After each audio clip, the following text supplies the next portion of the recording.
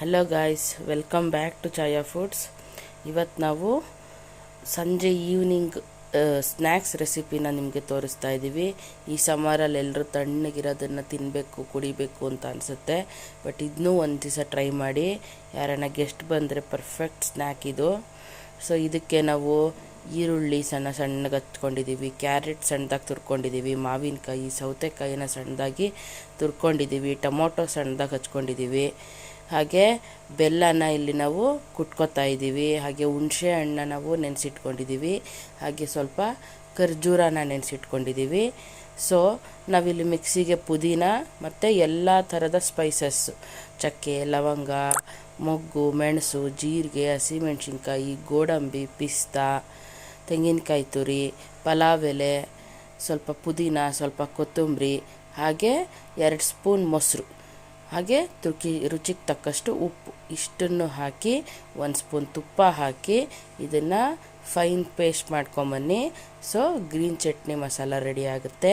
ನಂತರ ನಾವಿಲ್ಲಿ ಬೆಲ್ಲಕ್ಕೆ ಸ್ವಲ್ಪ ನೀರು ಹಾಕಿ ಚೆನ್ನಾಗಿ ಕುದಿಸಿ ಬೆಲ್ಲನ ಕರಗಿಸ್ತಾ ಇದ್ದೀವಿ. ಅದಾದ ನಂತರ ಇದಕ್ಕೆ ಹುಣಸೆಹಣ್ಣು ರಸ, ಹಾಗೆ ಸ್ವಲ್ಪ ಖರ್ಜೂರ, ನೆನೆಸಿರೋ ಖರ್ಜೂರನ ಪೇಸ್ಟ್ ಮಾಡಿಕೊಂಡು ಅದನ್ನೂ ಸಹ ಇದೇ ಬೆಲ್ಲದ ಪಾಕಕ್ಕೆ ಹಾಕ್ತಾ ಇದ್ದೀವಿ. ಸೊ ಈ ರೀತಿ ಕನ್ಸಿಸ್ಟೆನ್ಸಿ ಇರೋವಂತಹ ಬೆಲ್ಲದ ಸಿಹಿ ಚಟ್ನಿ ರೆಡಿ ಆಗುತ್ತೆ. ಸೊ ಇವೆರಡನ್ನು ಸೈಡಲ್ಲಿ ಇಟ್ಕೊಳ್ಳಿ. ಮಾಮೂಲಿಯಾಗಿ ಬಾಳೆಕಾಯಿನ ಉದ್ದುದ್ದಕ್ಕೆ ಹಚ್ಕೊಂಡು ಮಾಮೂಲಿ ರೀತಿಯಲ್ಲಿ ಬಜ್ಜಿ ಮಾಡ್ಕೊಳ್ಳಿ.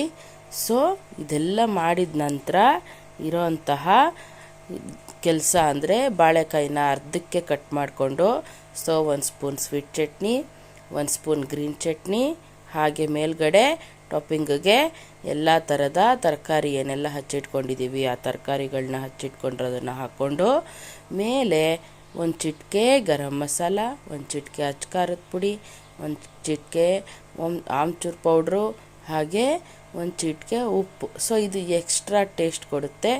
ಒಳ್ಳೆ ಒಂದು ಬಾಳೆಕಾಯಿ ಮಸಾಲ ಬಜ್ಜಿ ರೆಡಿ ಆಗುತ್ತೆ. ಸೊ ಈರುಳ್ಳಿ, ಟೊಮ್ಯಾಟೊ, ಮಾವಿನಕಾಯಿ, ಸೌತೆಕಾಯಿ, ಸ್ವಲ್ಪ ಕೊತ್ತಂಬರಿ ಸೊಪ್ಪು, ಸ್ವಲ್ಪ ನೈಲಾನ್ ಸೇವು, ಆಮೇಲೆ ಸೌತೆಕಾಯಿ ತುರಿ, ಸೊ ಇಷ್ಟನ್ನು ಹಾಕಿದ್ರೆ ಪಕ್ಕಾ ಸ್ಟ್ರೀಟ್ ಫುಡ್ಡಲ್ಲಿ ಹೇಗೆ ನಿಮಗೆ ಸ್ನ್ಯಾಕ್ಸ್ ಸಿಗುತ್ತೋ ಅದೇ ರೀತಿ ಮನೇಲಿ ನೀವು ಹೆಲ್ದಿಯಾಗಿ ಎಲ್ಲ ಫ್ಯಾಮಿಲಿ ಜೊತೆ ಕೂತ್ಕೊಂಡು ಎಂಜಾಯ್ ಮಾಡ್ಕೊಂಡು ತಿನ್ಬೋದು. ಸೊ ನೋಡಿ, ಈ ರೀತಿ ಒಂದು ಬಾಳೆಕಾಯಿ ಮಸಾಲ ಬಜ್ಜಿನ ನೀವು ಸಹ ಮನೇಲಿ ಮಾಡಿಕೊಂಡು ಹೇಗೆ ಬಂತು ಅಂತ ನಮಗೆ ಕಮೆಂಟ್ ಮಾಡಿ. Thanks for watching.